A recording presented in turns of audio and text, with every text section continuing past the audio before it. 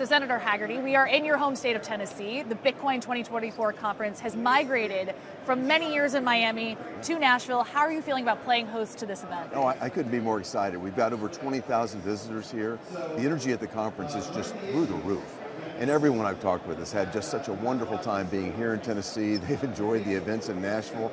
As you said, you've been here for a couple of days already, and I'm just thrilled to see so many people come here and enjoy the energy of the city and this state, and realize that this state is a place for innovation like none other. This is the perfect place for the conference. I hope it stays for many, many years to come. One thing that I find so interesting about your background is that you were showing up at events in this industry. You were having this conversation. You were engaging with people who are practitioners within the crypto ecosystem well before it was popular. I mean, it's a very popular and sticky talking point now in the last few months, pegged to the presidential election cycle. So how did you feel about being a first mover? Well, the potential here is absolutely enormous. And as you and I talked privately before, I was the Commerce Secretary of Tennessee at one point in time, the head of economic development for the state. And one of the things that we've been trying to create here is a hotbed of innovation. We want to make this place the home of entrepreneurial activity. And if you think about the basic DNA of a Tennessean, it actually matches very well with the people that are here at the Bitcoin conference. We love freedom, we love liberty, we love innovation and entrepreneurism. That's exactly what's happening here. That's what's being celebrated across the range here today. The technology itself has such tremendous potential.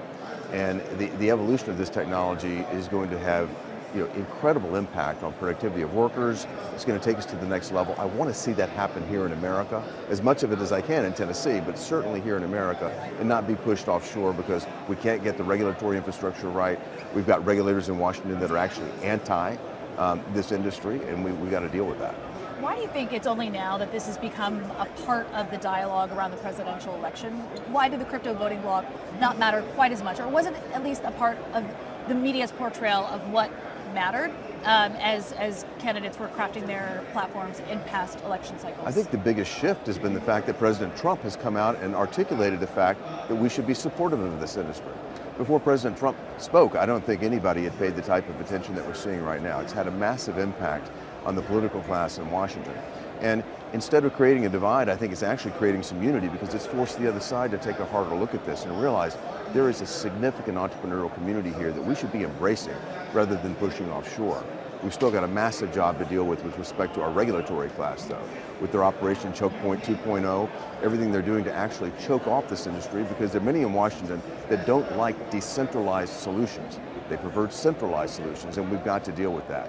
We've got to push back on it. Trump trusts you. I spoke to many people who are part of that Bitcoin mining contingent that met with him in a closed-door session in Mar-a-Lago. It's my understanding that you just happened to be there, and the former president said, Senator Hagerty, get on in here. I want your take on this. So talk to me about your evolving relationship with Donald Trump. Well, I've known President Trump for years. I served as an administration. In fact, I'm the only member of the U.S. Senate that did serve in the Trump administration. So I've known him and worked with him for years. We enjoyed great success together. I was very pleased to be part of an administration that was extraordinarily business friendly. In 2017, we came in, undertook the Tax Cuts and Jobs Act. We reformed the regulatory system in a way that allowed the U.S. economy to grow at twice the rate of any other major economy in the world. My job was trying to help us expand our trade relationships. We did that. Help us strengthen our defense posture. We did that. And what we saw was peace and prosperity in America. And we saw, again, a quiet world without the type of uproar that we're seeing right now, because we had countries like Iran, Russia, China, and North Korea in check. Were you part of why Trump started to speak about Bitcoin on the campaign trail? I've been talking with President Trump about Bitcoin and about the cryptocurrency technology broadly for some time. The potential here, President Trump completely grasps. And he knows that we need to contain this, we shouldn't say contain, but we need to support the ecosystem that keeps the innovation happening here in America.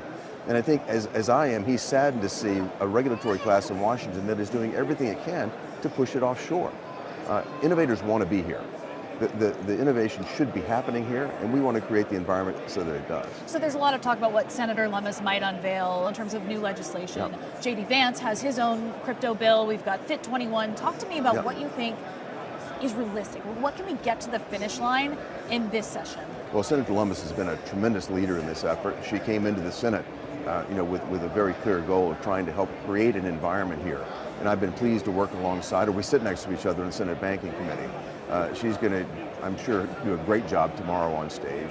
and she's been a real leader in this space. A number of my Senate colleagues, as you mentioned, JD and others, have really stepped up to embrace this environment because they realize this will be a source of competitive advantage for America if we can work with it, encourage it rather than discourage it. One of the things that Trump has brought up is the fact that rolling back regulation might be a good thing, like having, safeguarding the rights of those who wish to self-custody their coins. But there's also that lack of KYC. There are just concerns that, if you roll it back, then we're back to where we were in 2022, when there was a lot of fraud and grift that was allowed because there wasn't enough policing of the space. What we need to do is stop the silent policing that's going on. And this is the regulatory pressure that's coming from the Fed, from the SEC. It's quiet. It's not been authorized by the Congress. This is just an anti-crypto, anti-Bitcoin viewpoint that is possessed by the current administration. That's got to come to an end. And the only way we're going to make that happen is by a change in November. But with the new administration, I feel certain that President Trump will put in place people at the SEC, at the CFTC, and at the Fed, to the extent possible, that will be pro this industry, that will be supportive of this industry, and that will change things immediately. The industry actually does need a regulatory framework and a structure, though. Absent that, I think it creates too much uncertainty. And for businesses to grow, they need certainty. So you'll see us move forward with a regulatory package, with a legislative package, I should say, that will support light touch, but a clear environment to move forward. So you brought up the fact that there might be turnover at the top of the SEC. Who would you put in that chair? Well, one thing I've learned working with President Trump, and as a business person in my life before that, is you never get ahead of the boss. That's a conversation that will have to happen, but I can tell you the characteristics will be someone that appreciates free markets, someone that supports innovation, and someone that wants America to win on the international stage. Everything that's happening at the SEC now makes us less competitive as a nation.